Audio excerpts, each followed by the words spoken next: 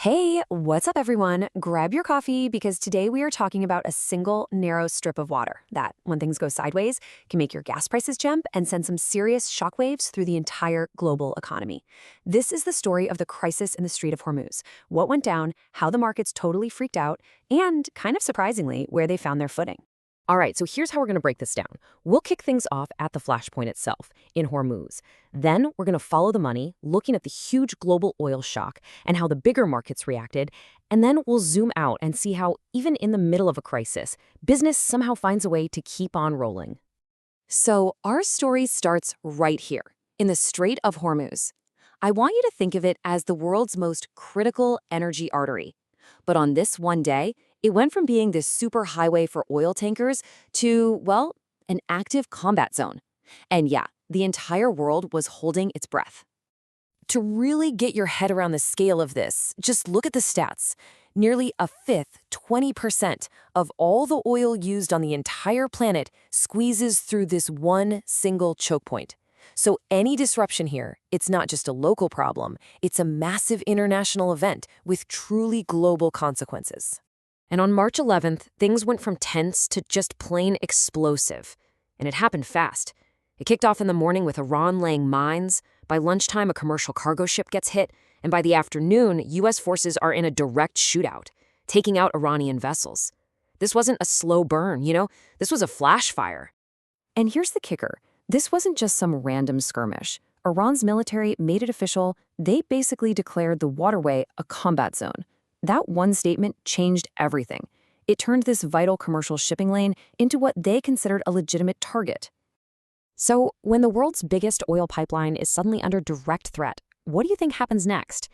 Well, the very first domino to fall was, as you'd probably guess, a massive shock to the global energy market. And boom, there it is, the immediate impact. The price of Brent crude oil, which is kind of the main benchmark for oil prices everywhere, it soared right past that $100 mark. A jump that big, that fast, doesn't just happen. It sets off alarm bells in every major capital city on the planet. The response from world leaders was just as dramatic. The International Energy Agency basically hit the big red button, announcing this historic, coordinated release of 400 million barrels of oil from their emergency stockpiles. This was a clear signal they were trying to calm the markets and head off a full-blown energy crisis. What's really important here is that this was a total team effort. The G7, the world's biggest economies, they all got on the same page, instantly. That tells you just how serious this was. They were all seeing the same bright red flags. So, with energy prices going wild and a major conflict brewing, that toxic mix of uncertainty and volatility, it spread like wildfires straight to the financial markets. Now, what's interesting is if you just glanced at the stock markets, you might think they took it pretty well. You can see the Dow and S&P 500 only dipped a little bit, but don't let that fool you. The real story was hiding in Wall Street's fear index, the VIX. It was spiking, and that showed investors were getting really, really nervous under the surface. So this brings up that classic question every investor has to ask themselves when things get chaotic. When the world feels like it's on fire, where do you put your money to keep it safe? Well, the answer is a textbook move, and it's called a defensive rotation. It's basically investors running for cover. They start selling off their riskier, high-growth stocks, and they move that cash into safer harbors. We're talking about sectors like healthcare and consumer staples.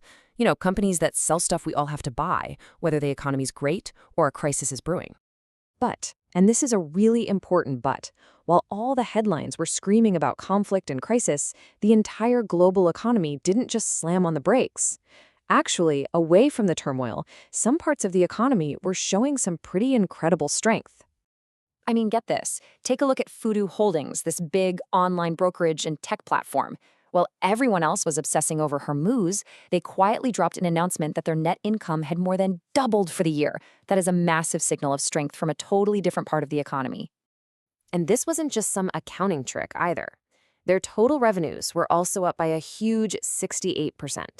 This points to some powerful, real growth that was happening completely separate from that whole geopolitical mess.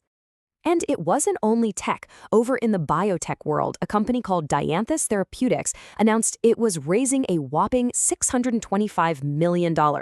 Now, in a nervous market, that kind of fundraising, it's a huge vote of confidence from investors. They were clearly still willing to bet big on innovation. So, what does this all mean? We've got a world teetering on a geopolitical knife's edge, a crisis that sent a real shock through the energy markets. And yet, at the very same time, these powerful engines in tech and biotech were just firing on all cylinders. It leaves us with this huge provocative question. Is the modern economy actually way more resilient than we give it credit for? Can it absorb these kinds of shocks? Or was this just a temporary calm before an even bigger storm hits? Let me know what you think.